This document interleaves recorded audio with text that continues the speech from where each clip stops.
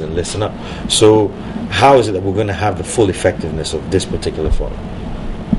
Well, we as a people have to understand that in the past, these forums held were not totally forgotten. Some good came out of these past ones that were done, just that we did not have a national blueprint, a national action plan.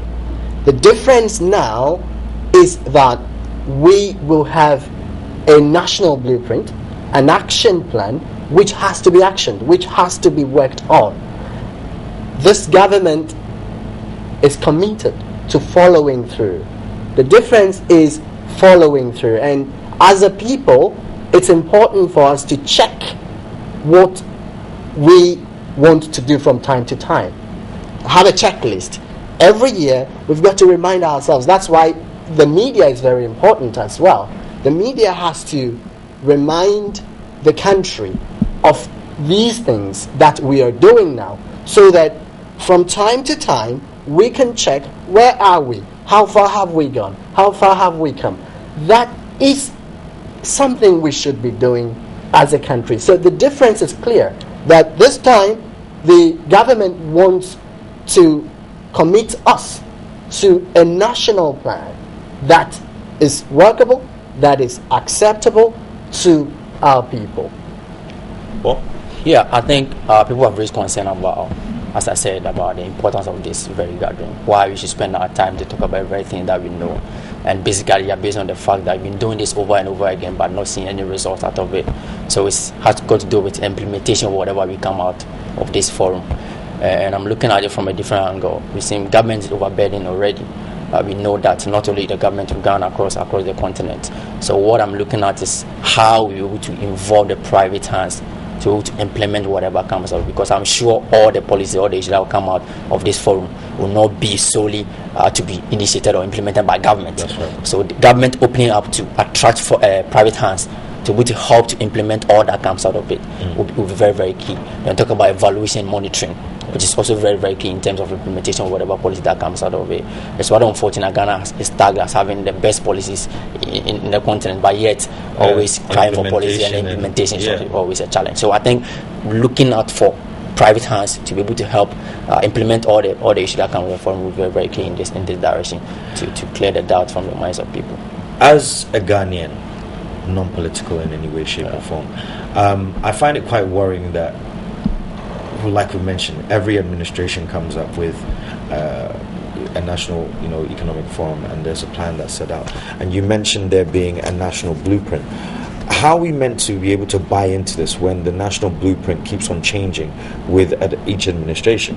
One person comes into the power, they see the blueprint's already there, say, "Nyeh," throw it in the bin. Then we're back to square one. So where or how do we, as Ghanaians, have the assurance that this is not going to be the case going forward, and this particular blueprint will be the blueprint that we'll be seeing in, say, 2050? Thank you, Benny. That's a very, very wise question. I have personally asked myself over and over again, what can we do differently, or what would we do differently this time? Yes, it appears that national plans have changed over and over again, but that's where the theme of this National Economic Forum is consensus. That's why we are calling on every representative of our society to be there, so that we can achieve that consensus.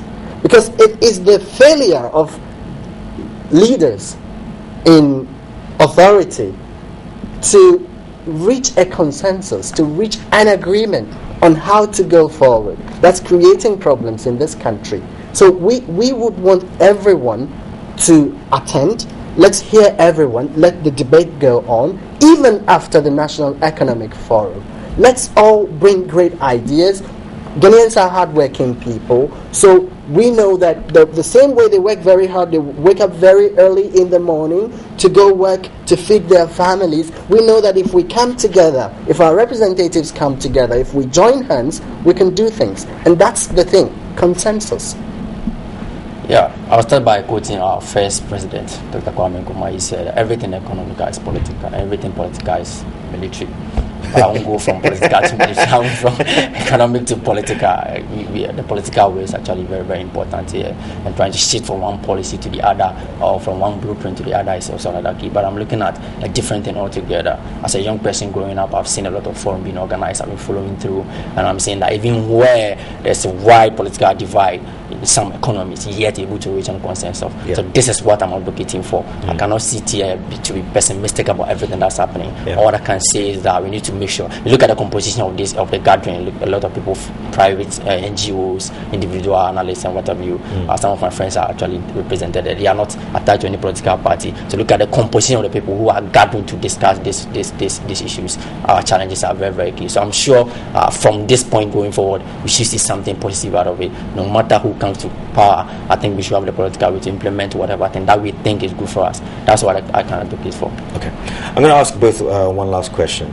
Now, we've stated that we want to move the economy from a lower middle to an upper middle class economy, but in doing so, the gap between the rich and the poor still remains huge, and will probably get bigger. How are we going to actually make that gap a lot smaller? Rather, because I don't believe that once the nation is classed as an upper middle class, it's going to help the extreme poor, the people who are actually going through poverty, and the people who are rich already there in their place, so it doesn't affect them either. So how do we bridge that gap? Yeah, I'll start by saying that moving from one level of development to the other involves a lot of things. We look at a lot of macro statistics and economic fundamentals to make sure that you are achieving all the targets to be able to move from one level to the other, which is very, very key. So you look at Africa and Ghana, for instance, you look at our rising middle class, you look at our youth population, which is very, very dynamic and innovative. You look at fiscal deficits and what have you. So look at all these numbers. If they are good enough to qualify to the next level, then we say that you are moving to the next level of development. Yet you have a question of how we're able to bridge the gap between the rich and the poor. We cannot have a situation where all of us are working to increase the national cake, and just a few, the top 1%, as they call them, are also working very hard to increase their share of the national cake, which is totally wrong. This breeds social unrest, which becomes economic problem. So everything that we are building will come to a standstill or collapse. That is something we try to avoid. So that's why I'm saying that most countries in Africa, and Ghana included, you take the oil money from it, and these economies will just be languishing, which is not good. So we need to make sure that, and this resource size, they call the resource scarce or something.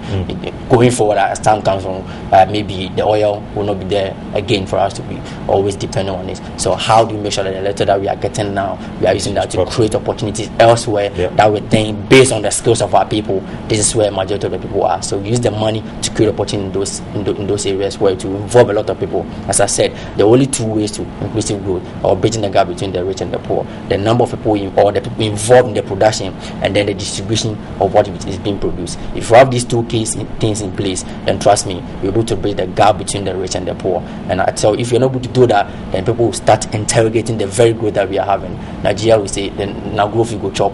You see the numbers. Exactly. Yeah, now growth you go chop. You need to see that thing reflecting in our pocket. If not, then we begin to question the very thing that we think we are doing. Middle income, upper middle income, whatever. Doesn't matter.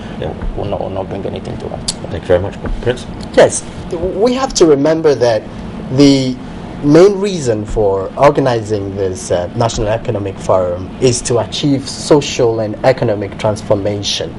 That takes into account the very vulnerable in our society, the poor of our society, because there's still so much poverty in this country.